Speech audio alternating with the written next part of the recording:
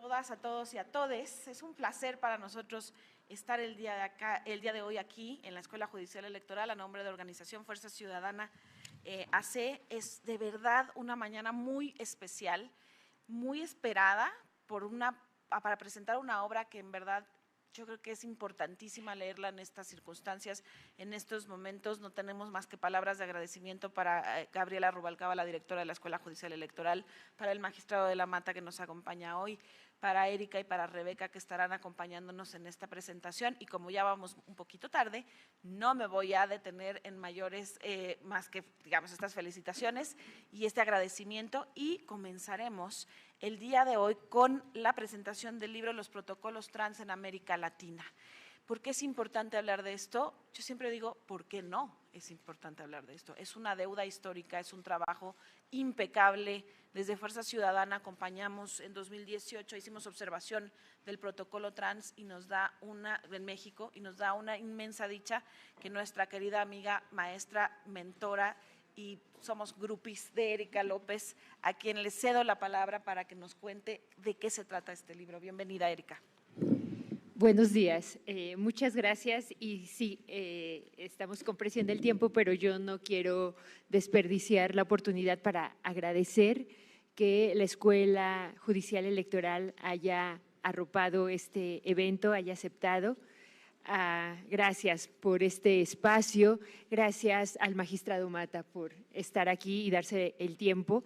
Y bueno, de manera muy, muy especial y muy cariñosa a mi amiga, mi aliada, mi cómplice, genuina en estos temas, en estas problemáticas, por imaginarlo, trabajarlo y hacerlo posible. Gracias, Gloria, por esto. Y a ustedes por su presencia y a quienes están conectando. Yo voy a hacer, no quiero extenderme mucho porque yo quisiera escuchar los comentarios del magistrado y quiero escuchar los comentarios. Para mí es muy especial que en las veces que he presentado el libro, es la cuarta, y esté aquí Luisa Rebeca Garza. Para mí es sumamente especial que esté porque es una protagonista de este libro, y entonces escuchar su retroalimentación es para mí, pero también para el público que nos escucha, que nos atiende, sumamente importante encontrar esa respuesta a cómo lee ella la historia que se cuenta, donde ella es una parte sumamente importante. La ciudadanía de la democracia liberal tiene términos y condiciones. Y estos términos y condiciones están sujetos a cuestiones de raza, de clase, de condición física, condición cognitiva, condición sensorial, identidad de género, orientación sexual. Y todas estas condiciones que determinan una estética ha colocado a determinadas poblaciones en una abyección histórica, a una abyección que les ha violentado de sus derechos humanos y de su existencia digna. Y entre estas poblaciones se encuentran las poblaciones de las personas trans. Ellas, al no responder a un dimorfismo sexual y a su consecuente identidad de género, pues se han hecho ser personas poco creíbles, en menor rango de autoridad moral, de autoridad social, por el simple hecho de que su corporalidad y su expresión de género y su genitalidad no está en correspondencia con ese sistema que nos dice cómo los cuerpos tienen que ser verdaderos.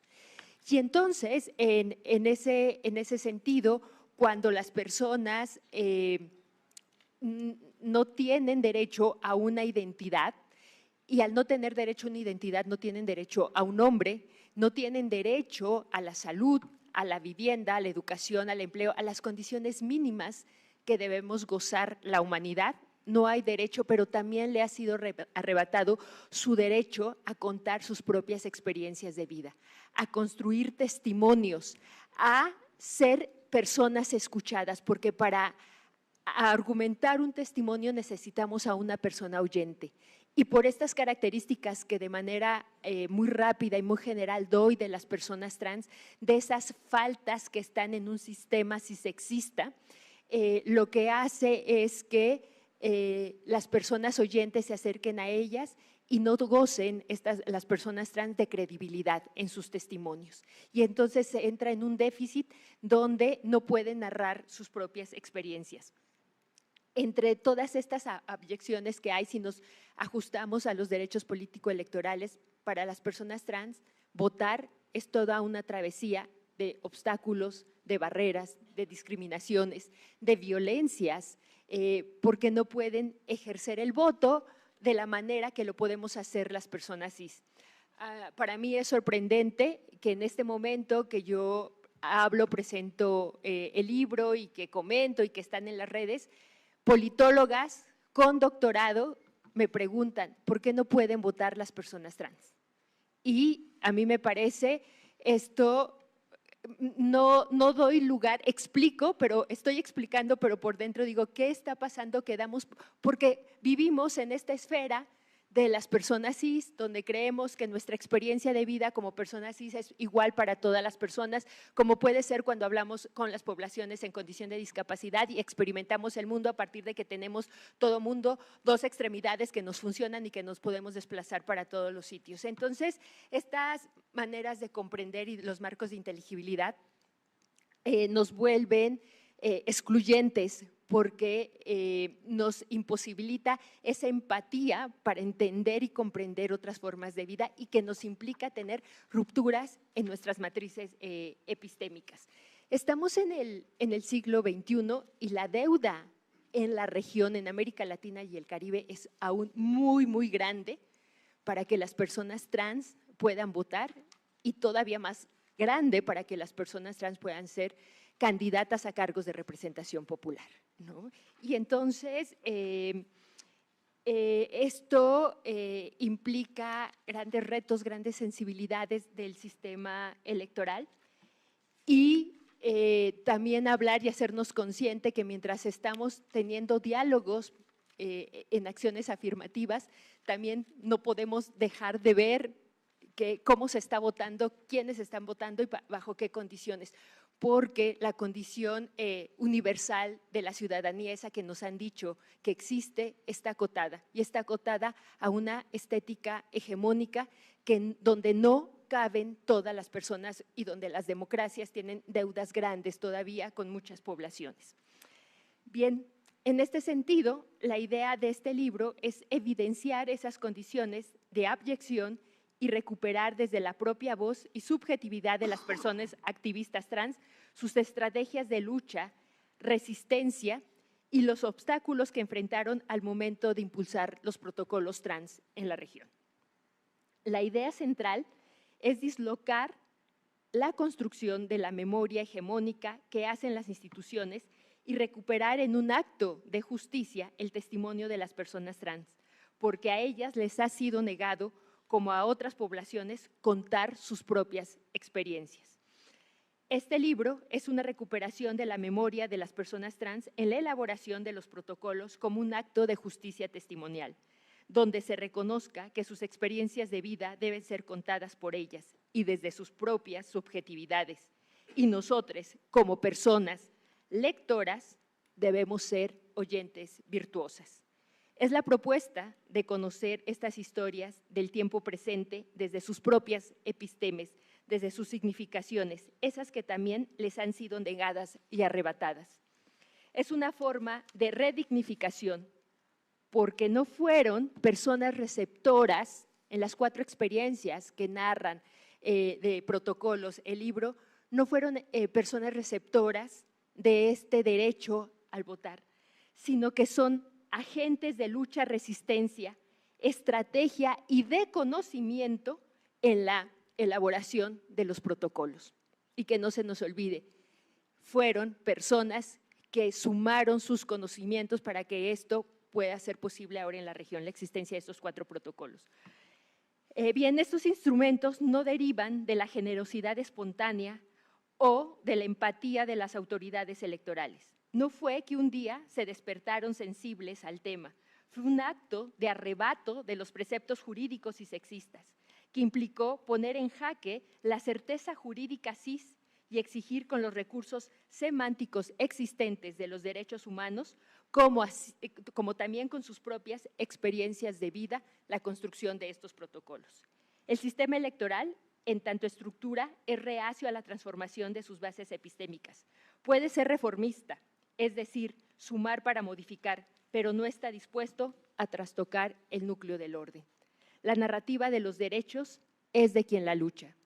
Y las luchas que hoy vemos sobre las acciones afirmativas no tienen como génesis el 2021.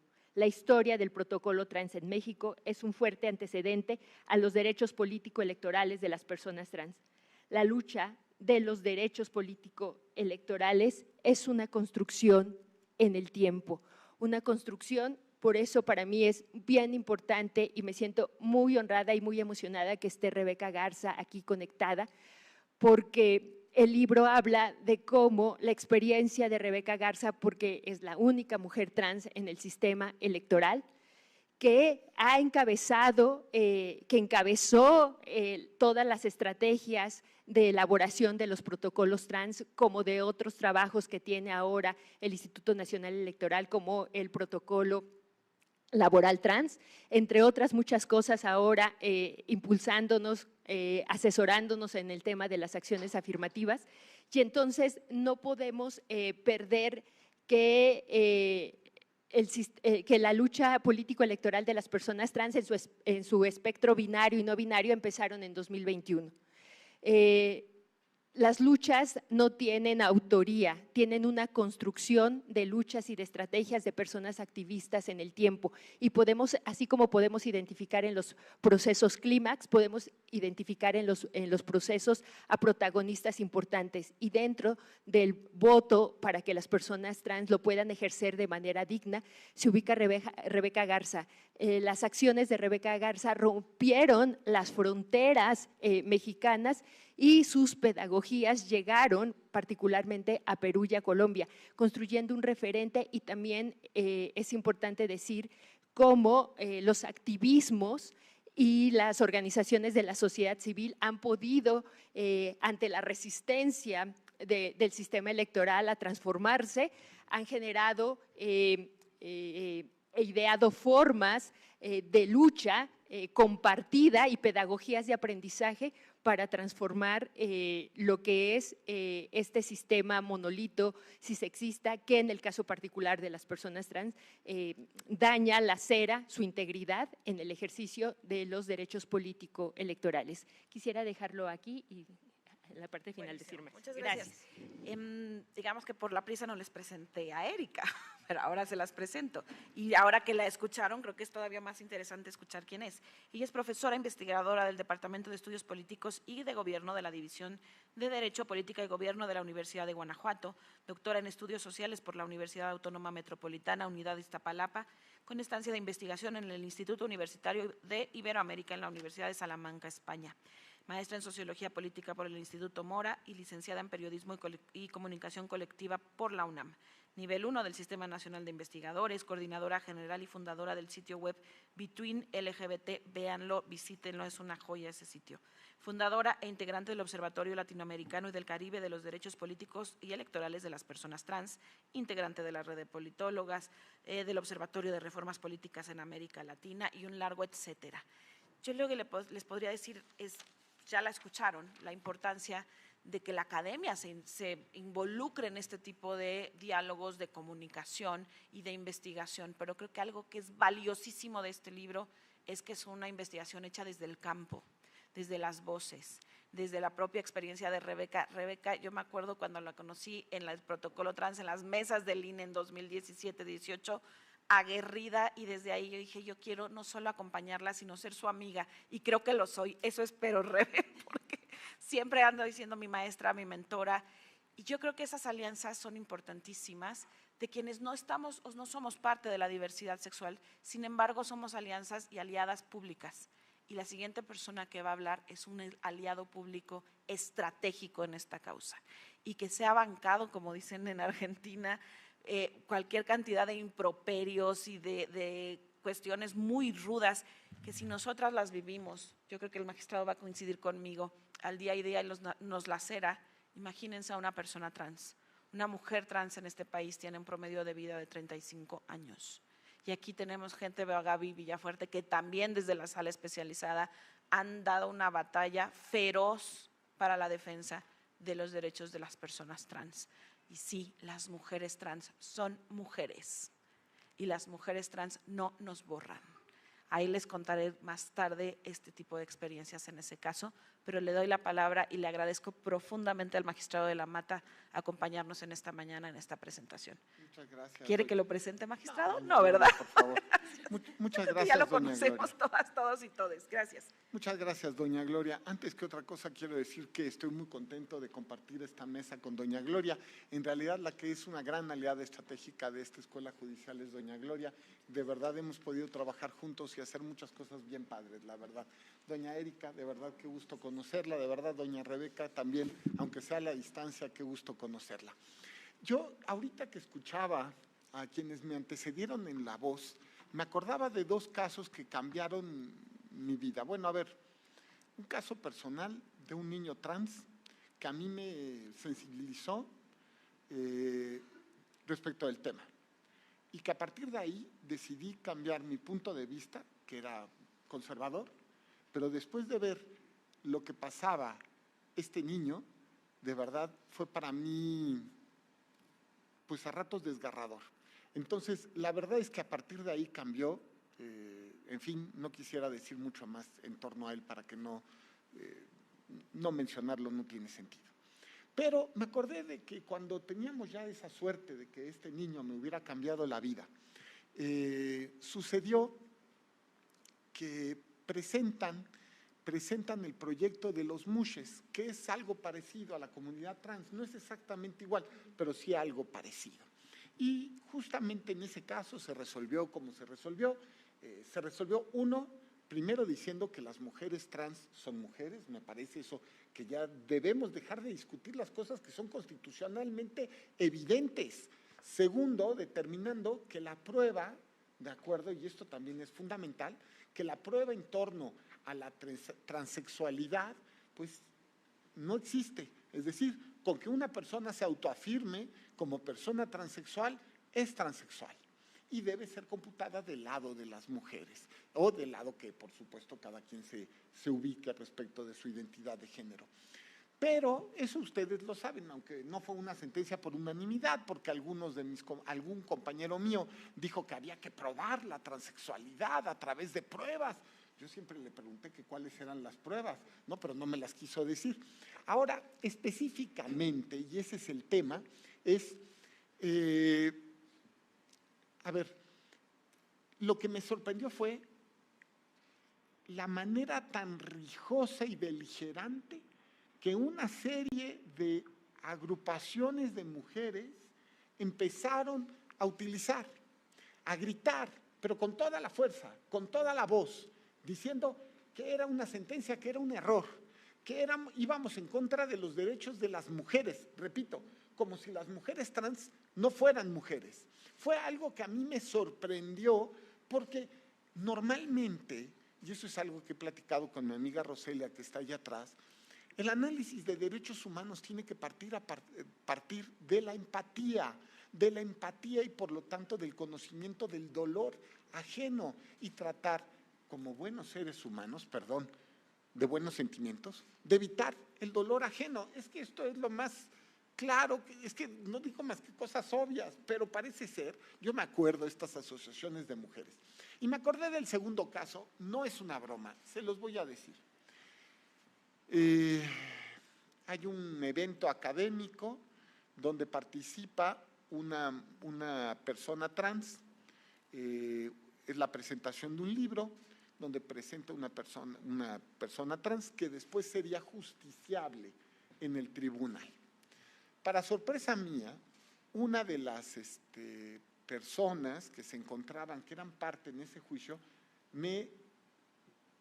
vamos a decirlo así, me recusó, me pidió mi excusa del tema, ¿de acuerdo? para sorpresa mía. ¿Y cuál era el argumento? Porque atrás, quiero decirlo, no voy a decir quién fue, solamente ese escrito de verdad me dejó, ese impedimento me dejó así como que dije, Dios, no se dan cuenta, ahora sí que no entienden, que no entienden. Miren, ¿qué decía?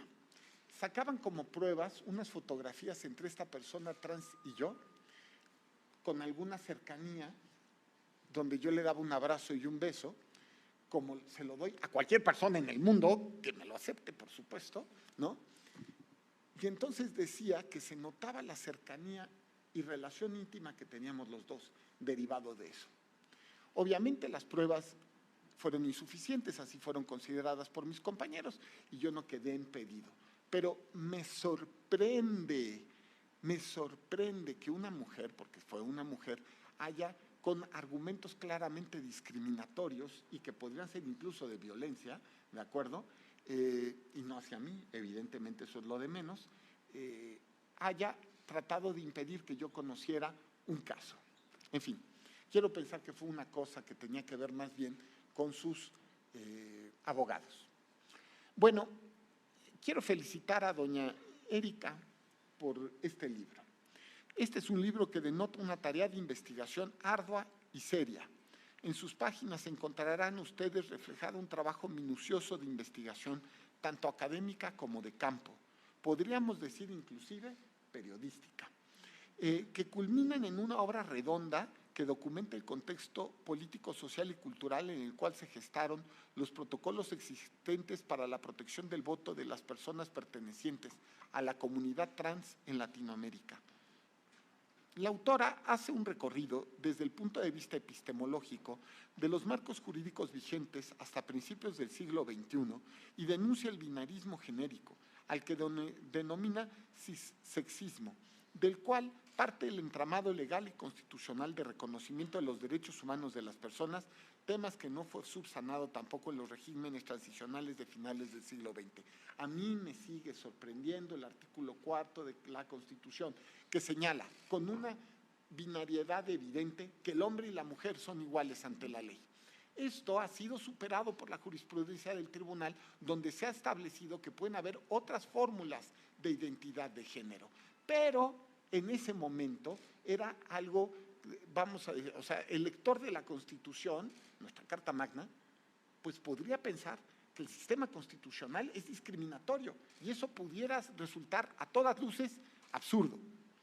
Es una obra que no se ocupa únicamente en hacer un análisis de los objetivos y alcances legales de los protocolos existentes, sino que también se hace cargo de los cuales fueron los agentes combustibles que permitieron la existencia de los mismos. Así señala, cito, los protocolos de México, Chile, Colombia y Perú no pueden ser analizados como productos legales que emergen de manera loable por parte de los organismos electorales de estos países, sino como resultado de procesos de lucha y demandas de larga data de las colectivas organizaciones y personas trans. Cierro la cita. Es decir, atrás de estos protocolos hay sufrimiento humano y todos tenemos que luchar para evitar el sufrimiento humano. Es que es más que evidente, perdón que lo vuelva a insistir. Así, el análisis de este mirador permite evidenciar las particularidades de la garantía del voto de las personas trans y, por ende, la justificación en la existencia de mecanismos de garantía tan particulares. Con ello, desnuda también los problemas que tiene la condición de ciudadanía que, sumados, por ejemplo, a aquellos que se presentan cuando hablamos de otras minorías, por ejemplo, migrantes, personas en prisión, nos invitan a repensar este concepto que había pasado casi sin cambios una vez que fueron admitidas en el mismo las mujeres. Con este desafío, esta obra cisma al constitucionalismo contemporáneo desde su base. Primero, desde el mero concepto del reconocimiento de una persona en la más plena extensión de la palabra, sus derechos humanos, sus derechos de la personalidad, y en segundo lugar como ciudadanos. Creo que por ello apunta y consigue cambios tan profundos. El libro pinta con claridad el panorama político y social, el trabajo de los movimientos políticos y sociales y la influencia que tuvieron esto en la existencia de los protocolos, desde los inicios de las acciones colectivas de los movimientos LGBT, primero en Estados Unidos y luego en Latinoamérica, hasta los más contemporáneos, donde se intersectan denuncias de raza, clase e identidad sexogenérica para avanzar demandas que desde la periferia permitan la inclusión política de los grupos en mayor desventaja. Además, de buena cuenta del marco jurídico internacional, y con este también se demuestra que fue crucial para los avances en el ámbito nacional y la historia particular detrás de la creación de cada protocolo. Esto nos permite evidenciar un punto interesante. Si bien la inclusión política de las personas trans es una demanda generalizada en las democracias liberales del mundo occidental, donde impera el modelo de constitucionalismo moderno, enfatizo, liberal, los acontecimientos que rodean su materialización atienden a circunstancias particulares. En el caso mexicano, evidencia las resistencias que existieron al interior de la autoridad electoral y lo difícil que es desmontar preconcepciones y criterios establecidos. Hace un reconocimiento explícito a que estas luchas no se avanzan solas y que a veces existen personas en específico que son el elemento central de los avances. En este caso, recordamos todos a doña Rebeca Garza, que se encuentra aquí en la transmisión. Finalmente, doña Erika identifica las asignaturas que aún quedan pendientes en la aplicación de estos protocolos, desde el acompañamiento permanente a la implementación a los mismos hasta la adecuación apropiada del marco legal. Tomamos nota en la parte que nos toca y seguimos comprometidos con avanzar en la plena garantía de los derechos de la comunidad. Es nuestro deber como juristas y es nuestra parte, aunque sea modesta, en construir una historia para México. Gracias.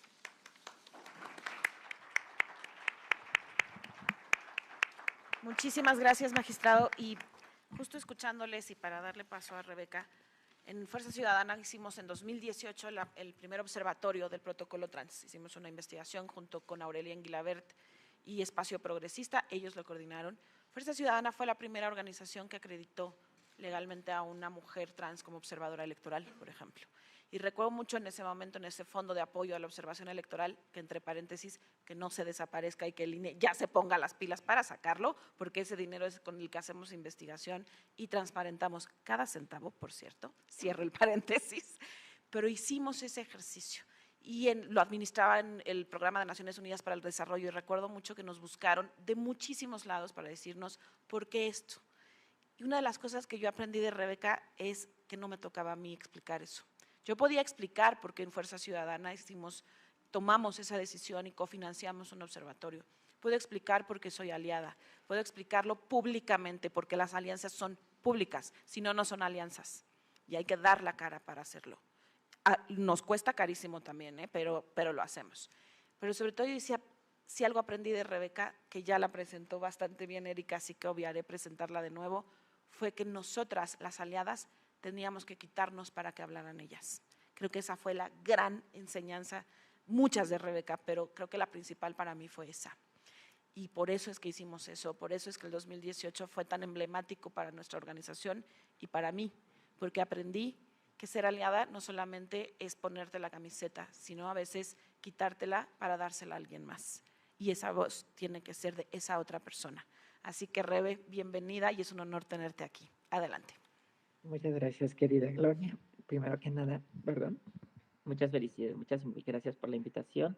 Felicidades a mi estimada Erika. No sé si se ve bien la imagen. También agradezco la presencia del magistrado Mata. Y bueno, yo quiero iniciar con una anécdota para acomodar contexto y complementar lo que ya decía el magistrado. Hace una semana yo estuve acompañando a la magistrada Marta Leticia Mercado en un evento sobre el voto sobre la participación política de las mujeres.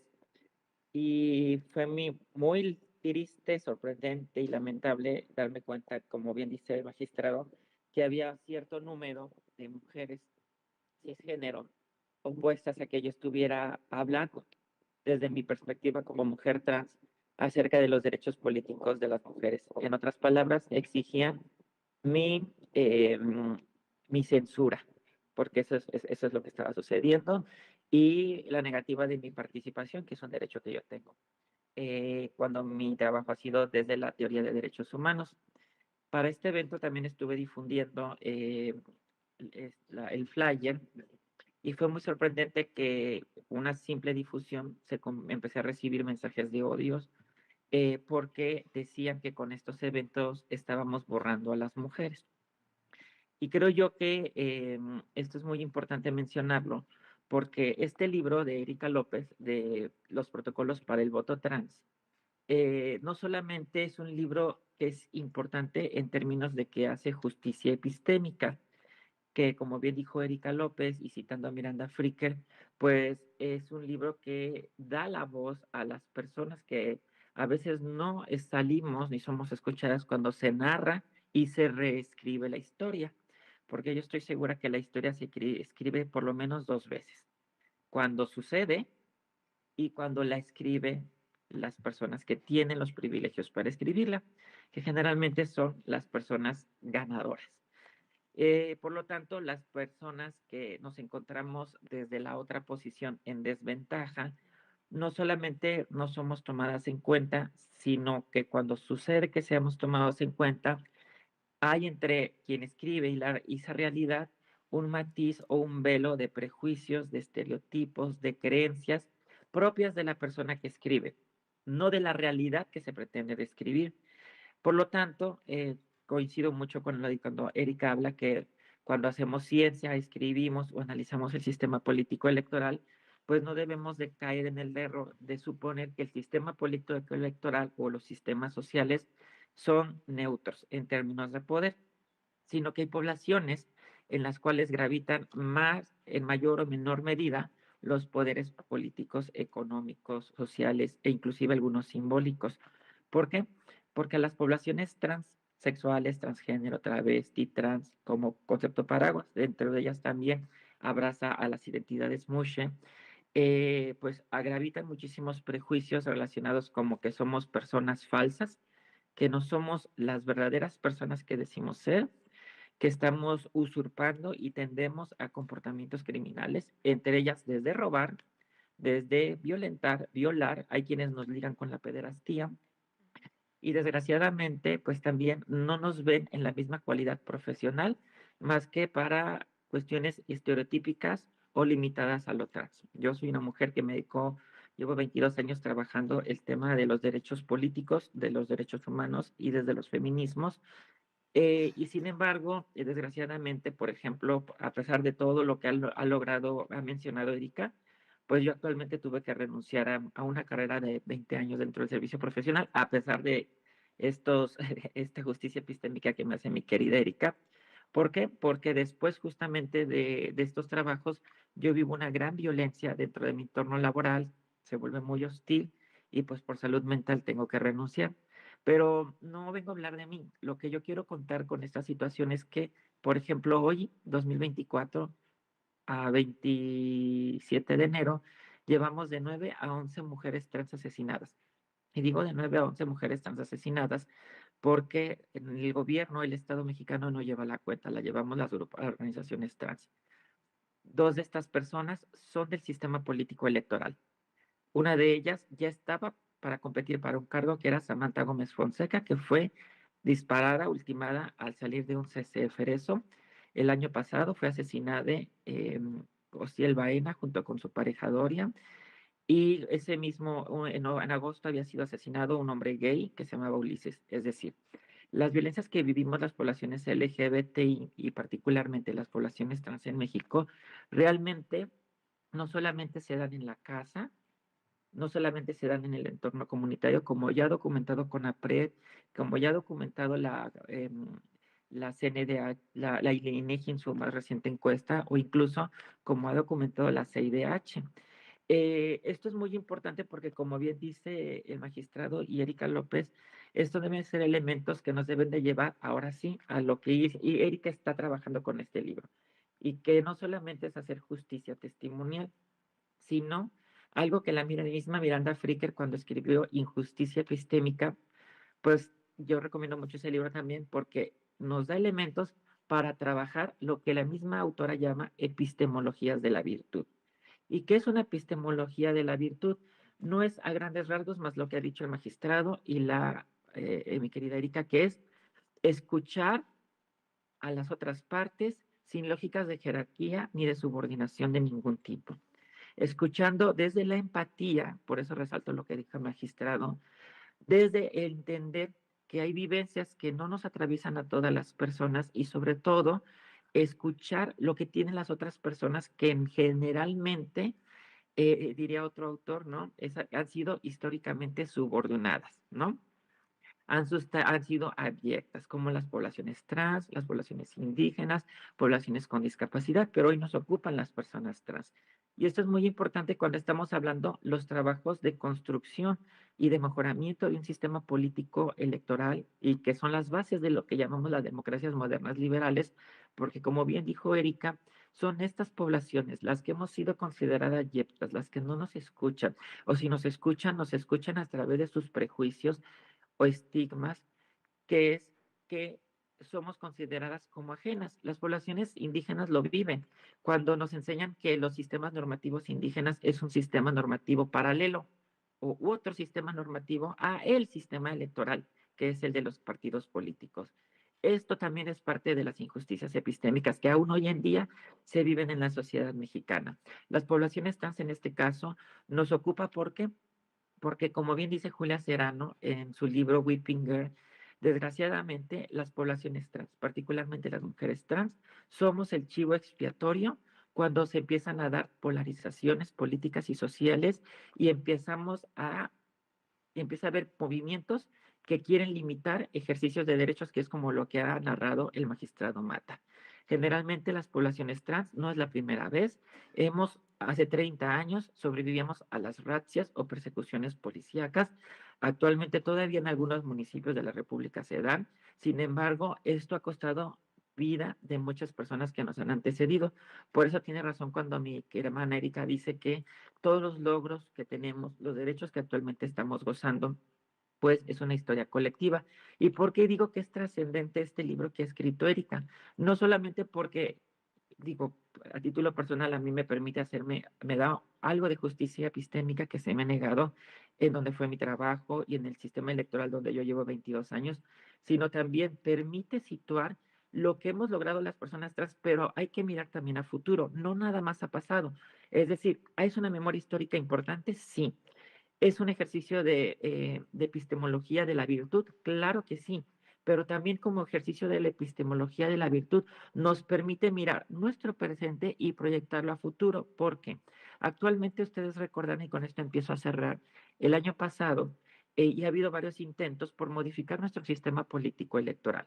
El sistema político electoral, una de las cosas en las que todos los partidos, para no mencionar a ninguno en particular, han estado de acuerdo y hay consenso es en eliminar las acciones afirmativas, las medidas de nivelación para las poblaciones históricamente vulneradas, principalmente diversidad sexual, personas afromexicanas y en algunos casos personas migrantes. Y por otra parte, este libro nos cuenta que la exigencia de las organizaciones y de estas poblaciones va en otro sentido. Entonces, al analizar este libro y estudiarlo dentro del contexto actual en el cual estamos viviendo cambios y vamos a ver cambios dentro del sistema político electoral, nos da una radiografía de un sector de la sociedad que poco es tomado en cuenta cuando llegan las iniciativas al Pleno de la Cámara de Diputados o del Congreso. Es decir, ¿qué dicen, qué queremos los movimientos sociales?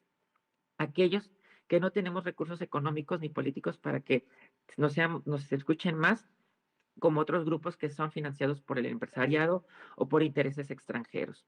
Entonces, este libro nos permite conocer cuáles son las verdaderas exigencias de grupos históricamente vulnerables y qué está haciendo el sistema político electoral, que en grandes rasgos es poco, nada, y sobre todo actualmente estamos en riesgo de retrocesos. ¿Por qué?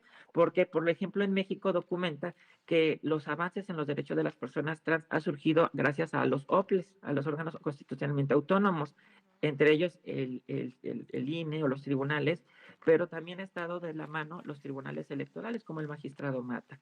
Alguna vez el magistrado Mondragón nos decía que cuando tuvieron que resolver el caso de las falsas candidaturas trans o MUSHES al año 2018, pues no tenían mucha información al respecto. Este libro, junto con otros que ya se han publicado, permite que las personas juzgadoras y las personas que van a resolver sobre nuestros derechos, pues puedan tomar decisiones no solamente más informadas, sino desde una epistemología de la virtud, en donde estén escuchando a las poblaciones que estamos ahí hablando, trabajando, impulsando y resistiendo, pero desgraciadamente nuestras propias condiciones de estar en la periferia, nuestras propias condiciones de no dominar la sofisticación política que involucra conocer el sistema político electoral, las implicaciones que requiere sobrevivir la vida cotidiana a las violencias que les he mencionado al inicio, pues no nos da las condiciones que tienen otras personas para estar 24/7 peleando sus derechos políticos electorales. Con esto yo celebro que esté presente el magistrado a nombre del Tribunal Electoral, porque confío que seguirán siendo alianzas en la defensa de los derechos, no solamente de las personas trans, de las mujeres trans, sino de las personas, de las poblaciones históricamente vulneradas, como las poblaciones indígenas, las poblaciones con discapacidad, las poblaciones afromexicanas, las poblaciones migrantes, las infancias, las poblaciones precarizadas que actualmente, hoy en el siglo, en el año 2024, nuestra democracia actual mexicana le sigue teniendo grandes e importantes deudas históricas. Muchísimas gracias. Muchísimas gracias, Rebe. Muchísimas gracias, Rebe. Como bien lo dices, muchas veces el desconocimiento, que hay ciertos personajes que no tienen justificación para ese desconocimiento, porque tienen a la mano la información, pero sin duda esta es una lectura que tendrá que hacer y tienen que hacer de manera urgente aquellas actoras, actores políticos, no solo que estén contendiendo, que busquen una candidatura, los que ya están en el ejercicio del cargo. ¿Por qué era importante el protocolo trans? Les comparto una reflexión que hizo Lorenzo Córdoba en el 2018, cuando lo entrevistamos para nuestro observatorio. Y creo que es algo muy interesante, porque él nos decía, el protocolo trans, además de defender los derechos de las personas trans, coloca un tema en la mesa de las personas que no existía. Nos dijo, por ejemplo, en las funcionariado de casilla de ese momento, más de 1 millón de personas conocería el protocolo trans y por lo tanto conocería a las personas trans y entendería por qué es importante hacerlo. Y eso ya pasó en el 18, ya pasó en el 21, nosotros hicimos otra vez observación en el 21 y lo volveremos a hacer en el 24, que es dónde está este protocolo. Veíamos, por ejemplo, fuimos el día de la jornada electoral, y recuerdo mucho, métanse a la página de Voz y Voto, me traicionó el inconsciente, también a esa, pero a de Fuerza Ciudadana, y verán las fotos del día de la jornada electoral del 2018. Cómo algunas trabajadoras sexuales trans salieron a hacer observación electoral. Y no saben hasta la fecha el orgullo profundo que eso me da. Y que Fuerza Ciudadana, sin ser una organización hecha para la defensa de derechos LGBTIQ+, puso al servicio de estas mujeres, de estas personas, eso.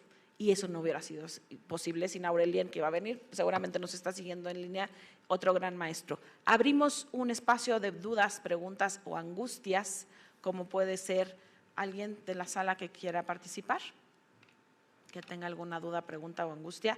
Adelante, nada más les pedimos ser muy breves y concisas y a quién va dirigida en la mesa. Adelante, Hola, Jessica, por favor. Días, tardes ya a todas y a todos y a todes.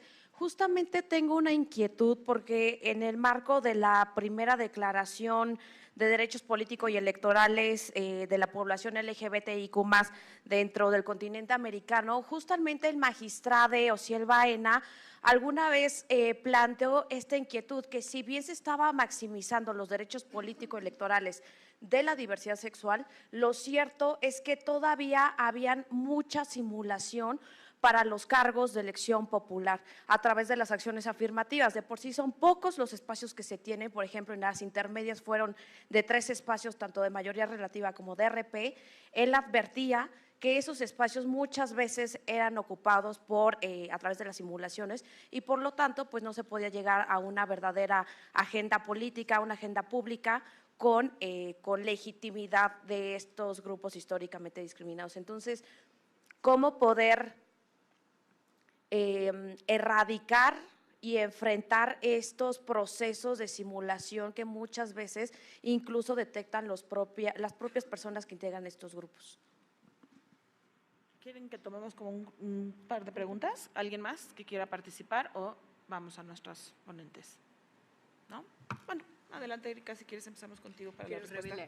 Rebe había levantado la mano. No te vi, perdóname, Rebe. Adelante.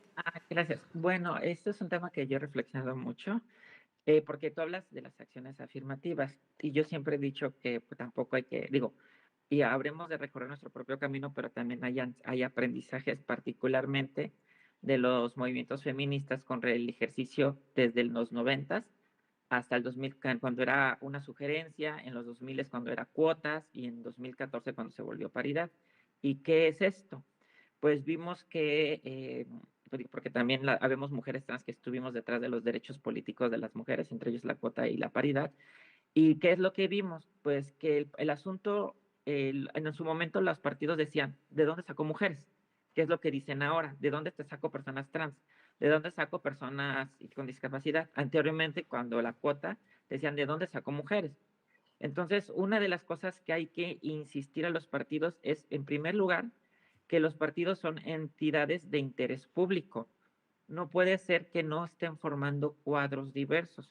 Ya la lucha de los movimientos de las mujeres, gracias también a la CEDAW, logró que el 3% del financiamiento público que tienen los partidos, y que es mucho y que siempre va a la alza, se destine única y exclusivamente para promover liderazgos políticos de las mujeres. No, no están aquí autoridades del INE, pero el INE no me dejará mentir, ni las compañeras feministas, así como el tribunal, que los partidos históricamente se han negado a cumplir este mandato. Entonces, ¿a qué voy? Pues tenemos que exigir que haya porcentajes de financiamiento público dedicado de los partidos, porque es dinero que se paga con los impuestos de todos, inclusive la trabajadora sexual que pareciera o que creen que no paga impuestos, cada vez que compra un condón, cada vez que compra un lubricante en la farmacia, está pagando el IVA y de ahí también se están recuperando impuestos. Entonces, necesitamos aumentar liderazgos políticos de los grupos de los cuales van a surgir acciones afirmativas de todos los partidos para que no haya pretexto de que no hay personas. Pero también creo yo que hay un elefante blanco en la habitación del sistema político electoral cuando estamos hablando de cuotas incluyendo la paridad y también acciones afirmativas, y es que si se fijan, hemos logrado que la paridad haya avanzado en todos los órganos de elección y muchos cargos públicos, entre ellos, por ejemplo, OPLES, tribunales, etcétera, institutos electorales y algunos otros órganos públicos. Sin embargo, no hemos logrado que estos criterios abarquen, atraviesen a los propios partidos políticos, tanto en su nivel de dirigencia nacional, dirigencias estatales y dirigencias municipales, porque recordemos que hay 3 niveles en donde tienen acercamiento con la ciudadanía. Creo yo que mientras no hagamos estos ejercicios que son de democratización de la vida interna de los partidos políticos, nuestro sistema político electoral, del cual los partidos políticos son importantes porque la única manera para acceder, o la más importante para acceder a un cargo de elección popular, que es al poder, es vía partido. Entonces, si no democratizamos la vida de los partidos políticos, vamos a seguir teniendo foros en donde vamos a estar analizando las nuevas simulaciones, porque siempre va a haber sofisticaciones y nuevas formas de darle la vuelta a la ley. Muchísimas gracias. ¿Gustan añadir algo más? A ver, yo tengo varias cosas que contar. Alguna vez se contará este relato, dentro de algunos años, así como yo puedo contar el caso Antijuanitas, porque yo era funcionario del tribunal en esas épocas, se contará el momento en el cual tomamos como decisión de la Sala Superior para garantizar los derechos de grupos en situación de desventaja, históricamente discriminados, utilizando solamente los principios que se encontraban en la Constitución de crear las acciones afirmativas.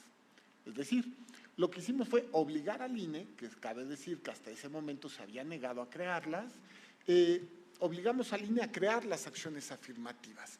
Después de que obligamos al INE a crear las acciones afirmativas, revisamos las que habían sido creadas por el INE. ¿Cuál había sido, en términos de Cámara de Diputados y Senadores, la experiencia en acciones afirmativas respecto a grupos históricamente encontrados en situación de desventaja? Ninguna. Creo que nos equivocamos en algo. Mi mamá decía una frase que me gusta mucho: los errores que se cometen por amor deben perdonarse. La verdad es que nos equivocamos en algo, pero fue de buena fe. A ver, determinamos que los candidatos del grupo LGBTIQ+, no tenían que hacer pública su pertenencia. Los que votamos de esa manera pensamos que a efecto de que fuera una decisión de cada quien, porque también a mí me parece que existe, vamos a decirlo en términos simples, el derecho humano a permanecer, digamos, en una identidad determinada y no obligarte a cambiarla o a manifestarla públicamente. Y me parecía que era un derecho humano, pero la verdad es que lo que hicimos fue fomentar, efectivamente, y quizá eso fue lo que pasó, fomentar pues el fraude a la ley. Ahora, la buena noticia es que ya corregimos. El INE estableció ya que deben hacerse públicas, así que todos vamos a saber qué miembros de la comunidad LGBTIQ+ se encuentran como candidatos para determinado cargo por vía de la acción afirmativa. Entonces, creo que con eso queda un poco corregido. Ahora, la segunda parte. A ver, ¿qué quiero establecer? Han sido los tribunales electorales los que hemos obligado a llevar esta agenda a los partidos políticos. Ellos no quieren esta agenda, no les gusta, los hemos obligado. Y perdón, también, otra vez, por algo, y hay que recordarlo, revocamos el acuerdo del INE, donde a través de un sistema súper complicado, en realidad se iba en contra de los derechos de las personas que pertenecían a los grupos en situación de desventaja. Entonces lo que hicimos fue anular el acuerdo y darle reviviscencia al de 2021. Qué padre hubiera sido que hubiéramos tenido un gran acuerdo y que la autoridad administrativa hubiera sido la que no hubiera ido en términos de regresividad en contra de los derechos de los grupos en situación de desventaja. Pero eso no pasó. Y ya no se diga el intento de reforma electoral del año pasado, que el único partido que no suscribió fue Movimiento Ciudadano. El resto de los partidos querían acotar las funciones del tribunal. ¿Por qué? ¿Cómo se atreven a hacer tantas acciones afirmativas? Ya bájenle a lo de género. ¿A presidenta del INE? Bueno, ¿qué están locos? En años, quiero pensar que en 50 años, cuando las cosas de los derechos humanos estén mejor en México, alguien recordará estos momentos. Y cuando recuerden estos momentos, recordarán justamente que un grupo de jueces resistió a los embates de los partidos y a los embates de las presiones de los grupos TERF, porque también fue así, ¿no? Para tratar de que las cosas fueran mejor, para que se hiciera lo correcto. Eso es lo que yo podría decir. Erika, ¿quieres añadir algo? Sí, solo quiero agregar algo que no es una reflexión mía, es una reflexión de Rebeca Garza y yo creo que se le pasó comentar al respecto. Y Rebeca Garza, en diálogos que hemos tenido personales, también ha hablado mucho sobre esta posibilidad, además de esta visibilidad a tu identidad de género o a tu orientación sexual, garantizar que hay una presencia dentro de los activismos. Hay una presencia porque también hemos tenido historias recientes de personas que han surgido de la nada y entonces hay dudas sobre esas identidades sexogenéricas y es bien importante que poder reforzar esa acción afirmativa, poner candados donde haya una comunidad activista que respalda los trabajos de las personas en cuanto a derechos por su propia comunidad, población a la cual pertenece. Entonces, esto también es muy importante de poderlo tener en cuenta junto con la visibilidad. ¿Por qué no se hacía? Yo recuerdo 2019 estábamos haciendo un estudio por transparencia de decirles a las instituciones sobre cuántas, no sé, Secretaría de Educación Pública, Secretaría del Trabajo, y preguntarles sobre temas orientados a poblaciones de las diversidades sexuales y de género. Y entonces las secretarías, las dependencias nos contestaban de la República Mexicana que eso se lo preguntáramos al Instituto Nacional de las Mujeres, o que eran datos que no podían hacer públicos porque la orientación sexual, la identidad de género de las personas era del espacio privado. Y creo que tenemos que empezar a dislocar, porque ya no lo dijeron las feministas, lo personal es político, y claro, no se dice y no se enuncian las identidades sexogenéricas porque allá afuera el espacio no es seguro, pero tenemos que empezar a visibilizar y a decir, a dejar de es una construcción también falsa de la democracia liberal decir que las identidades sexogenéricas no son políticas cuando son muy políticas y cuando a partir de ahí la democracia nos otorga derechos. No olvidemos que es la propia democracia que a partir de ahí otorga derechos. Entonces es muy importante hacer estas dislocaciones que se tiene de lo público y lo privado, que es una falsa moral, en torno a que a partir de eso también se niegan derechos y se pueden ocultar este tipo de candidaturas falsas. Yo me sumaría solo con un comentario, Jessica. Aguas con esa narrativa, porque nosotros acabamos de hacer una investigación, bueno, lo hemos hecho allá hace unos años, pero esa narrativa de es que la gente miente para las acciones afirmativas es lo que le da el cuchillo o la guillotina a los partidos para quererlas quitar. No se nos olvide que las candidaturas, quien las pone son los partidos, a quien hay que reclamarle la falsedad de identidad es al partido. La cuota no es la responsable. Porque si nos vamos a esa, ¿qué crees? También nos van a decir a nosotras, a ver, ¿y qué onda con su paridad? Porque paridad para todas, yo me lo sigo cuestionando, ¿eh? Solo veo algunas caras casi siempre repetidas en esa paridad. Entonces, habría que cuestionarnos esas narrativas y ser muy claras, no te digo no decirlas, pero sí de dónde las ubicamos y a quién hacemos responsable de la trampa. La trampa no la tiene la cuota, la trampa la tiene quien tiene que acceder y quien se presta a eso. Y los partidos son grandes responsables de eso. Finalmente, ya para cerrar, me gustaría mucho, hace poco vi una presentación de un observatorio justamente también en la sala superior. Y había una mujer feminista que decía que veía con recelo y con cuidado esta resolución que ustedes hicieron sobre el caso de Teresa Castel. Y quiero decirles públicamente que habremos otras feministas que no solamente estamos de acuerdo, sino festejamos y celebramos que el tribunal tenga ese tipo de criterios. Y el decir basta a los temas de, digamos, de odio, a los discursos de odio, decirle o malgenerizar a una mujer trans es discurso de odio, sí, sí lo es. Y no hay duda en eso. Entonces, no hablen por todas, eso es una petición. Y cuando escuchen a una feminista hablar, recuerden siempre que hay muchos feminismos, que habemos mujeres que estamos a favor de los discursos que, claro, sean críticos, pero sean respetuosos y que la libertad de expresión jamás va a ser un cheque para discriminar a alguien más. Y enhorabuena por el tribunal y porque lo hicieron, y si mal no recuerdo, lo hicieron por unanimidad. Y eso es muy importante y eso es un mensaje que debe de quedar muy claro. Vivan los observatorios, vivan la diversidad de opiniones, pero siempre en el marco de la defensa de los derechos humanos. Y no olvidemos, Rebe lo comentó, a Samantha Fonseca. Samantha Fonseca ha sido poco conocida, a lo mejor el magistrado fue mucho más público, Samantha no, pero Samantha fue candidata a la constituyente y lo sé porque tuve el honor de entrevistarla.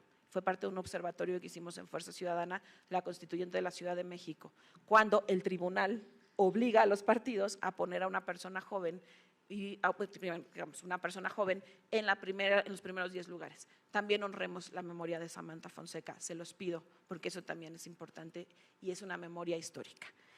Damos una ronda de cierre. Ahora vamos a empezar con Rebe. Rebe, por favor, hasta por 5 minutos, tus reflexiones finales. Gracias. Efectivamente, como decía el magistrado Mata, hay que reconocer que los tribunales electorales han sido gran aliados, principalmente el Tribunal Electoral Federal, para, pues, enmendarle la plana, por decirlo de algún modo, tanto a los tribunales electorales locales como a las autoridades electorales administrativas, incluyase el INE, pero no solamente el INE. También hay muchos casos de OPLES que han querido tener propuestas regresivas. Tengo en memoria Tabasco, Tlaxcala, perdón. Entonces, sí es muy importante reconocer, aplaudir y valorar la importancia de que las personas juzgadoras, porque yo sé que también están acompañándonos otras personas juzgadoras que han sido alianzas, y eso es muy importante porque la democracia la defendemos todas, todos, todes. Y yo nada más les diría que no nos dejen a las personas tan solas. Desgraciadamente, actualmente 2024 inició muy violento para las personas trans.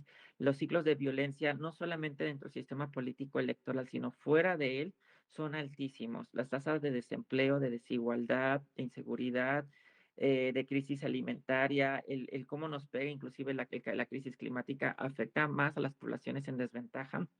Entonces, sí les pediría que no nos olviden, necesitamos urgentemente de sus alianzas, necesitamos de la academia, como lo está haciendo Erika López, epistemologías de la virtud, conocimientos que surjan desde la justicia testimonial, porque también sabemos que la academia y las autoridades de repente tienen más vasos comunicantes y a veces se escuchan mejor.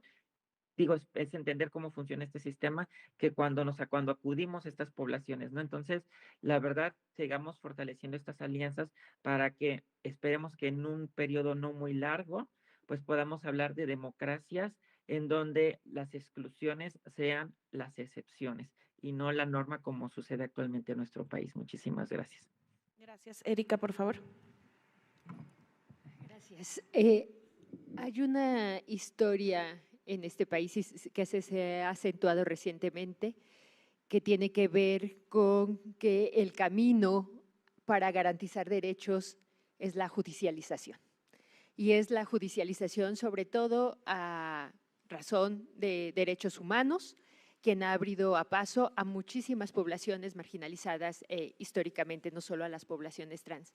En ese sentido, no es casualidad que estemos aquí hablando sobre este tema de los protocolos trans desde una narrativa bien diferente a la que se suele contar la historia del avance de los derechos político-electorales de cualquier población, que esté un magistrado del Tribunal Federal Electoral, no es casualidad, y que estemos en la Escuela Judicial Electoral, porque ha sido este espacio el gran aliado en este avance de derechos, porque si no, no pudiéramos estar contando estas historias, no pudiéramos estar hablando.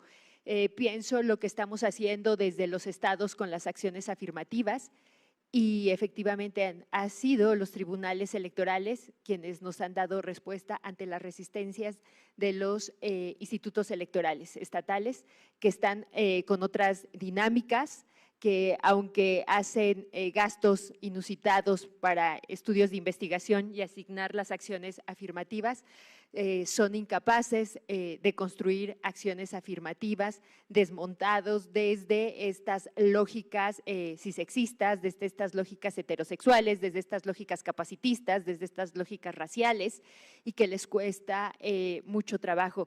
Necesitamos estos espacios porque nos ha dicho quisiéramos ya no la judicialización de los derechos, quisiéramos que fueran otras vías, pero la historia nos marca que sigue siendo así, por tanto necesitamos estas alianzas y por esto este reconocimiento, Rebeca Garza, Gloria Alcocer me conocen lo crítica que soy de los espacios institucionales y sin embargo también sé reconocer las alianzas genuinas como las que ha tenido el magistrado Felipe de la Mata, que han estado y que es ahí, ¿no? Y que es colocar esa voz y usar los espacios para poner la defensa, es como esta entrega de este espacio judicial electoral neutro, lo más neutro, no existen las neutralidades puras, pero sí lo más apegado, más ahora en contextos de amenaza sobre la neutralidad de los espacios judiciales, y que podemos ver porque también los espacios judiciales pueden ser conservadores y lo podemos ver, y entonces eso amenaza el retroceso de derechos y decir que podemos contar también una historia diferente del espacio judicial electoral en México, que no es la tendencia a ser espacios conservadores, y que yo celebro como el magistrado de la Mata inicia contándonos cómo cambia su visión del mundo, de la vida, cuando tiene una historia que conoce de manera cercana de una infancia trans. Y es que cuando nos acercamos, cuando tenemos en nuestro mundo espacios cercanos, ya sea por trabajo o por cuestiones afectivas, con poblaciones vulneradas históricamente, nos cambia la manera de pensar. Y entonces también tenemos que empezar a abrir espacios laborales a las personas trans dentro de los poderes judiciales, electorales y dentro del todo el sistema electoral. Muchas gracias, magistrado, por su presencia, por tomarse el tiempo de la lectura y por su lectura. Muchas gracias a la Escuela Judicial Electoral. Gracias a Rebe por siempre escucharte de esta manera, que nos hace repensarnos y rehacernos y desaprender. Gracias, Gloria.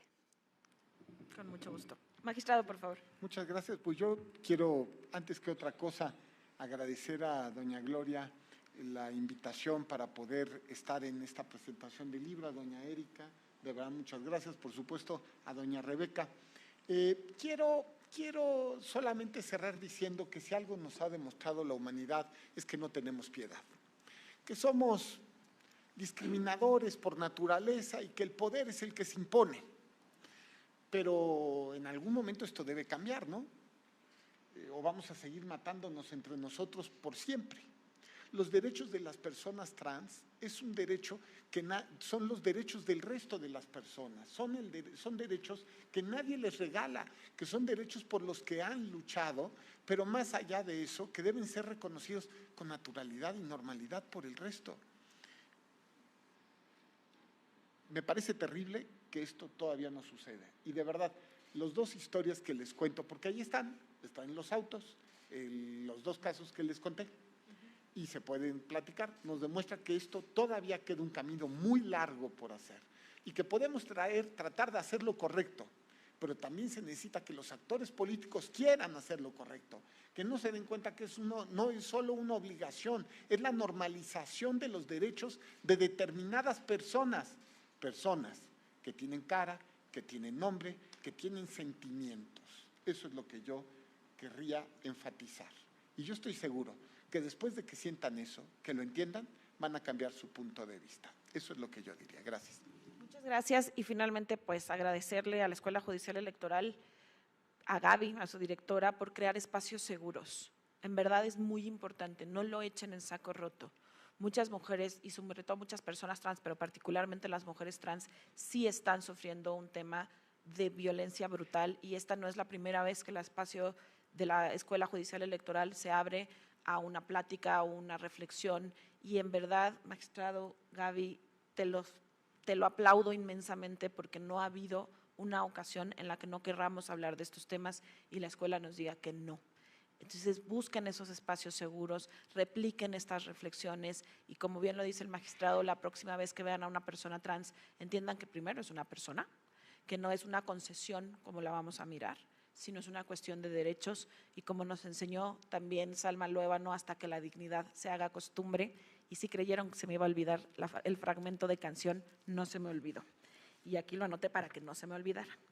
En un mundo real de caos y maldad, la vida se te vuelve sentencial. La masa es tan cruel con el que fluye bien, que por eso hay que volverse un poco trans. Una canción de este man. Muchas gracias.